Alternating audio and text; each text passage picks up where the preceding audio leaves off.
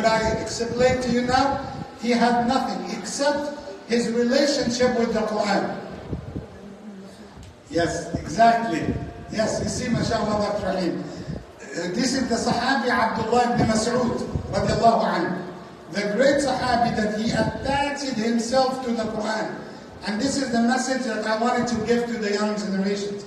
The more that you give and attach yourself to the Quran, the book of Allah, the more that Allah will honor you. The more that Allah will bless you. The more that Allah will protect you. Allah will preserve you. Abdullah ibn Masood, his father was from a certain tribe. It is called Hudayl. And people consider him as one of the Bedouins. And his father had nothing. He doesn't have money, he doesn't have a house, he does not have a status in his community. He was working just as a shepherd. He used to take care of the sheep and goats and all of this. And of course, his son, Abdullah, he inherited the same job. So he became as a shepherd too.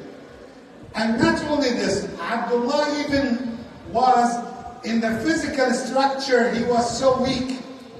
We consider him as one of the vulnerables, as one of the weak people. Physically, he was weak.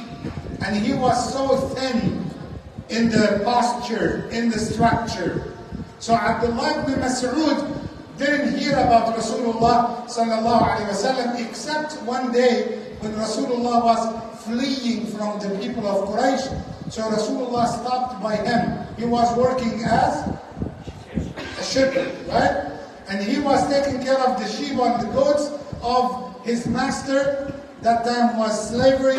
His master, his name is Uqba ibn Abi Mu'ayt.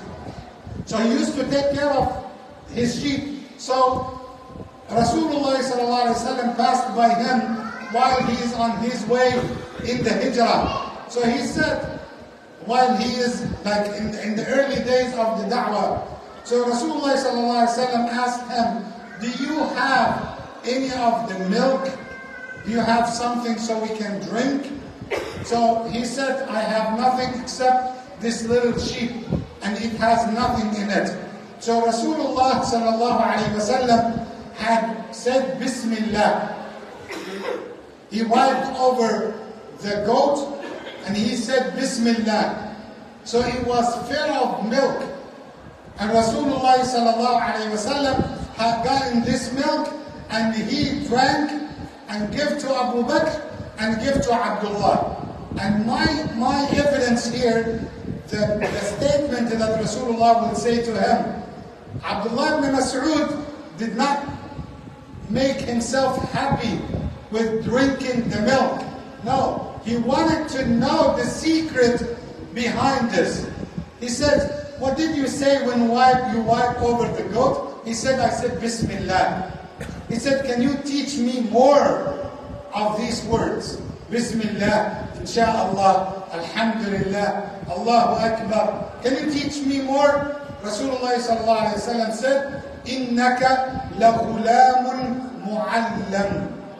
You are a young man who is knowledgeable. You will be a seeker of knowledgeable.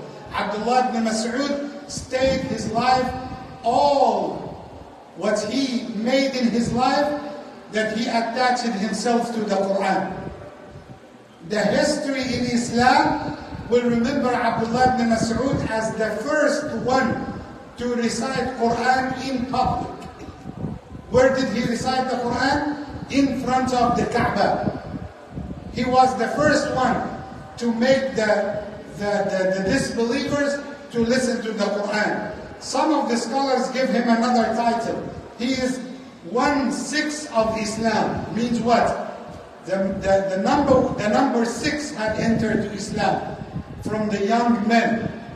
And then Abdullah ibn Masood stayed his life learning Quran, getting the Quran from Rasulullah, memorizing Quran. So it's not about how much do you have, it's not about the certificate, it's not about the physical structure, you have muscles, bodybuilding, and all of this.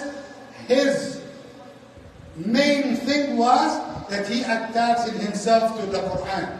And not only the Quran, afterwards, after this, even after the time of Rasulullah sallallahu alaihi wasallam, he was the man who had the knowledge of the hadith. And lots of people don't know this information that I'm going to tell you.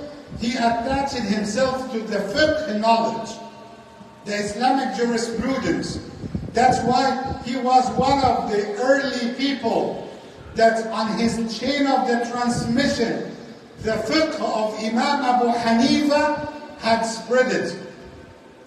So he was one of those people spread the fiqh afterwards, after the death of then the hadith, and of course the Quran.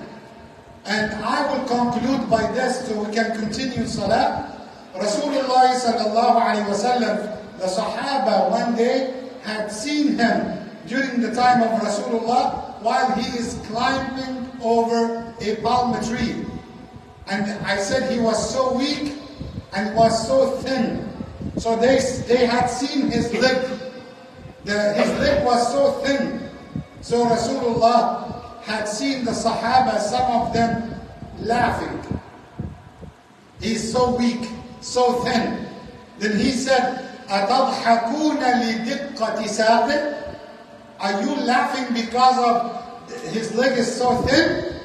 وَالَّذِي نَفْسُ مُحَمَّدٍ بِيَدِهِ, I swear by Allah, the one my soul on his hand, his 2 feet on the day of judgment, his 2 legs on the day of judgment will be heavier in the scale than the mountain of Uhud. This is Abdullah ibn Masood. So this is the first leader. We wanted our young generations to seek the role models. These are the role models. Abdullah ibn Masood is one of them. May Allah keep us always to follow the footsteps of our leaders. Allahumma ameen. We are sending our salah wa salam for Rasulullah Muhammad sallallahu alayhi wa sallam. Jazakumullahu khairan. Barakallahu feekum. Let's continue.